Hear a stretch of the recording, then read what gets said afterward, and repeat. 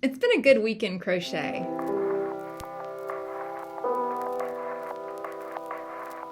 Hey folks, it's Mary, aka MercyTriumphs, and this is Slow Crochet. This is episode 071, and today I am talking about everything that I've been crocheting this week. Now, I'm really excited because I actually did finish 2 different things this week, so I'm going to start by telling you guys about what I finished, and then I'll tell you about works in progress, and then finally some new beginnings, which I'm equally excited about. Y'all, I love crochet, and yes, I know the channel is called Slow Crochet, and yes, it seems like the fact that I complete things in spite of the slow aspect of this channel name, it seems kind of like an oxymoron, and yet it's just because I love it so much. I crochet at every opportunity I can possibly find. So yes, it brings me a lot of joy, and that's why I'm just overcome with joy to share all of this with y'all. So speaking of joy, what did I finish this week?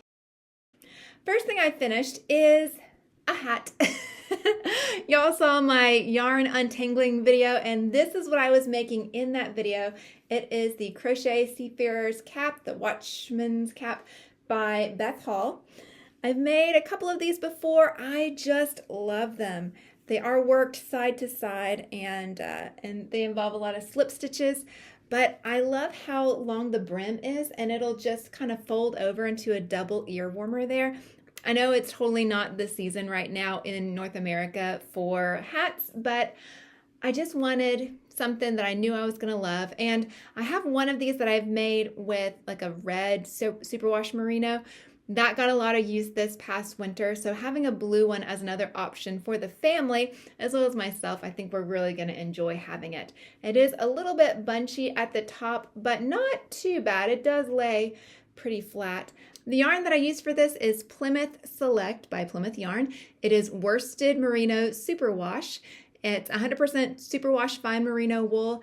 This hank was called Turquoise Heather 0089 was the color number, and it is 100 grams, approximately 218 yards. So I was really glad that I was able to get a full hat out of that. I used a 6.0 millimeter hook, and yes, it was totally worth untangling all that yarn to get this hat made. So to those of you that saw that video, yeah, I did have to edit out some interruptions when I was making that video, but yeah, it took me over a solid hour, but it was so rewarding getting to this place, and then having a finished object from that is even better. All right, my other finished object, y'all, I did indeed complete my up and down pullover, and sure enough, it was chilly all this week until I finished it, and now suddenly the weather has decided to be springtime, so I will have to put this away for when it actually gets cold. So as of last week, I wasn't sure what I was going to do with the sleeves. I ended up taking off the entirety of the wristbands, and I'm just letting it go without any cuffs. I felt like that worked a little bit better, and that would allow me to push up the sleeves the way I like to. I did do a waistband, and then I did fudge a little bit on the collar. Adding a crocheted collar can be kind of a tricky bit of business because of the way that things curve and the way that the pieces kind of fit to the body. So the pattern calls for you to crochet along and slip stitch into every stitch around. I wouldn't always do that. I would sometimes skip some of those stitches because I knew that especially like around the corners or around the angles, once you get kind of further out, it's going to lift up. Right? Like if you actually wanted everything to lay flat, you'd have to kind of tuck it in some. It's just a math thing, but it's hard to do in crochet. And I didn't want to do a bunch of short rows, but I also knew that I needed a wider neckband here just because the otherwise it was so wide that it wasn't going to be modest. I wouldn't be able to wear it just with a tank top underneath, which is what I wanted to do. I need some bulkier sweaters that I can wear and stay warm in, but not necessarily have to wear many layers underneath. This sweater was more of a fitted look, so I didn't want it to be so big that it would really afford a lot of layers underneath. So all that to say, it did take a little bit of finagling, multiple try-ons, but those were worth it because I do love how this turned out. This is Lion Brand Wool Ease in the color linen, and I initially ordered 9 balls of it. I still have about 3.5. Maybe in the future I'll use that to make maybe a matching scarf or a hat, something like that.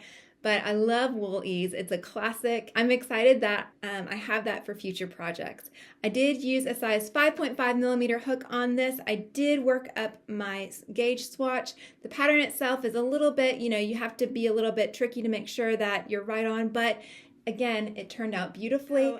So glad to have those done. That means I can free myself up a little bit to think about my works in progress and to start some new things. So works in progress first. Number one, as of this kind of week 2, I have kept up with Crystal's shawl along over at BOD Crochet.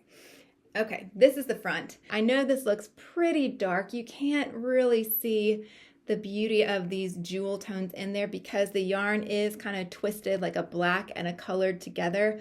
And it is really short stripes, so we're kind of all over the place in terms of the color. It almost looks like a melted crayon box, but that's not necessarily a bad thing. I think it's going to have the effect when it's all done of like a treasure chest that's full of gemstones that just kind of overflows, and it's almost a little overwhelming, but beautiful in the same way.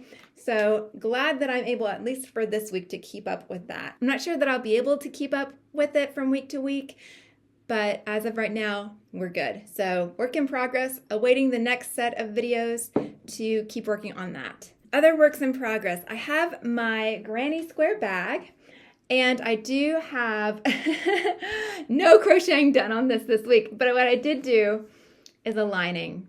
So I did not haul my sewing machine out of temporary retirement. Instead, I decided to hand stitch this lining. And I just have it clipped on here right now with some little alligator clips. These things do not have any teeth in it, so I don't have to worry about splitting the yarn or like roughing up the yarn or pilling the yarn with those teeth. So for this little bag, I start out just by turning down the top edges a couple of times to lock in that raw edge and stitching it across. Then on the sides, I did some French seams, so that way I'm going to have my raw edges nicely kept inside without worrying about them fraying. And then I did a box bottom. So right now, what comes next on this project? Well, I need to sew the lining into the crochet part, and then I have to decide what I'm going to do with this spare square.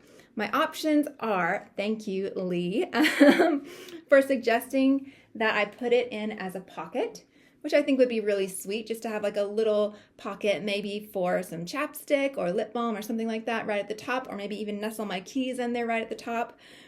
Or do I add another couple of triangles to the side of this and do it as kind of a flap over the top? So once I have it all cinched up, the question is it good as is, or do I want something over the top? Maybe adding a little button down here to secure it, not just those ties. Do I rely on the ties alone, or do I secure it a little bit more with something over the top? Let me know what you think. I do know that I am going to do the brown to do some straps on the back. I just didn't get to it this week because all of my energy towards this project was going to hand sewing that little lining. And yes, it did take a little bit of time, but it was also really sweet to kind of break up some of the crochet. One of my little hacks that I do to keep myself going is to vary the project and the hook size.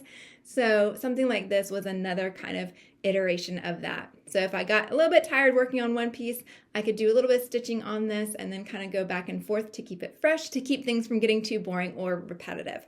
So yeah, do let me know, do I want this as a pocket, or do I want it like as a flap over the top? So that work in progress. This could be a finish this week, maybe. Maybe. That is if I'm not too excited about my new beginnings, which I will get to right now.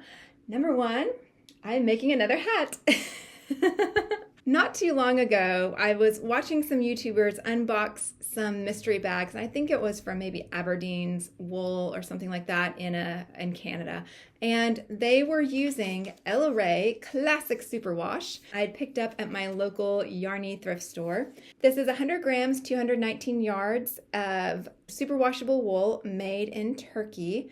It is machine washable, do not bleach, dry cleanable, warm iron, dry flat. It says it's color number 32, but to me it's this wonderful plummy, like a really punchy kind of magenta undertone to that purple. And I love so much how the blue hat turned out. that I thought, let me go ahead and make one in a completely different yarn, still a size 4 weight, and I'm still using a 6.0 millimeter hook, but let me make it up in a different color. What I love about this is once I get it going, it's really easy to keep going with. It's very portable, it can live in my purse, and I do have some stitch markers on here because you have kind of sections of slip stitches, single crochet back loops only, and half double crochet back loops only. So I just have markers there to tell me when I need to change from one stitch to another, and that makes it easy to memorize and just go and go and go. So nothing that takes very much concentration, just making sure the hook goes in where it needs to go with, especially with those slip stitches in the back loops only. But otherwise, loving this project. It will come along at a pace, but there's no rush on this, again, because in the Northern Hemisphere, we are moving into hot weather. But it is nice to have something small and portable for those times that you don't want to lug a whole big thing with you. The other project that I started right on a whim, it just came from this place of, I want to be working on a shawl, and I know I'm working on crystals, but what about this kind of in-between time between finishing the rows that she's released and then the next set of videos. So I thought, what is on my shelf that I really want to get started on? What's something that I just want to bust out, like an idea that's been in the back of my head that's like, hey, it's time to bring it forward. And that is a Crochet shawl. So I acquired, again, a bunch of Crochet yarn from my local Yarny thrift store, and I've started a shawl. This one I've actually made in the past, but I didn't quite have enough yarn for it, so I had to frog it all back. But in doing so, I recognized how much I enjoyed the pattern, and I thought this would be great to go towards in the future. So the future is now, and that shawl is the Seafarer. Pardon my German or Swedish or Scandinavian language, I'm not sure, but lots of umlauts in there. It's a springtime shawl by In the Yarn Garden, and I love it. For this, I am using my Vintage Boy G hook, and I got this hook most recently from my friend Miss Maya, who has offered a discount code that's still ongoing, but I'll have that linked in the description below if anyone is interested in some vintage hooks or other vintage gear, not only just because you might like the feel of the vintage hook better, maybe because things have changed over time, companies have changed the way that they create their hooks, but also just to give a home to something that's been loved in the past. There's something really sweet about that. Just like there's something sweet about this beautiful color of pink and how it is going with what I have so far on my Glencheck sock yarn. The entirety of this shawl is not going to be the Glencheck. These are the other colors that are going with it. Number one, we have Cadet colors, which is like a bluish gray. So that will go along next. And then we will have actually kind of a mystery yarn. I am pretty sure it's still Croy socks because it's very, very similar, but it's more of an aqua blue, more of a teal blue with some purples and kind of pale greens woven in there. This is a partial skein for sure. So the thought is I'm going to run through this full skein and then the next one, and I'm just going to keep going. I'm going to end where rows end, but I'm not going to super duper color control. And then after that, I will move into Clover colors. And then finally, I have camo colors. And so I think kind of taking those semi-neutrals, those kind of earth tones and blues all together, I think it'll be a really effective shawl. I think it'll be really versatile. And in some ways, it's going to go to replace the Lanthier shawl that went on to a new owner more recently. Another thing that kind of pushed me towards going ahead with the sock yarn shawl was actually listening to Gary over at Urban Yarn. And y'all, apologies because so often I say Urban Yarns, but the channel is actually Urban Yarn. So I am trying to retroactively correct that mistake. But Gary often talks about how well these sock yarns wash up and how soft they get. And I have got to say, this is the first time that I've worked with a Croy sock. It is such a joy to work with. It is so soft. It's not cramping my hands at all. It's not small like crochet thread. I'm actually really enjoying the process. It's a beautiful thing working with this new hook and working with this really soft yarn. I do look forward to wet blocking it because I have heard again that Croy socks in particular will wash up really well and get nice and soft. So I think that'll also add to the appeal and the charm of this shawl as it comes together. So that is that shawl. I do have one more thing that I started. I'm just going to mention it ever so briefly, and I don't really know where I'm going with this. This is an idea for a hat that I had, and I decided to take my Ogo of Caron Simply Soft and work with some of that. Now, I had to actually take it off of the Ogo. I had to ball it up because the Ogo format just doesn't work for me in the flow that I get into. I will take a regular old ball of yarn, even over a wound cake, any day. So this is a hat that I'm trying to kind of figure out, just playing around with. I'm not going to go into a lot of detail right now because I'm not sure that it's really worth it, but it does have a bit of a corner-to-corner feel to it. Now, this is something I am going to have to finish because one of my children saw it, popped it on their head, and said, "Mommy, can I have it?"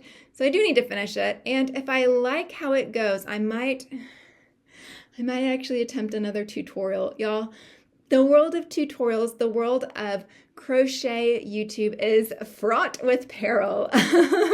It's very easy to look at all these wonderful tutorials that channels have put out and think that anyone can make a tutorial, but honestly, it takes a lot of time, a lot of editing, a lot of resources in terms of lighting, and honestly, for me, it's about having an original idea that I want to bring forward. There are so many wonderful channels out there that would love to teach you how to crochet, that for me, if I'm doing a tutorial, I want it to be something that I've kind of come up with and that I'm passionate about.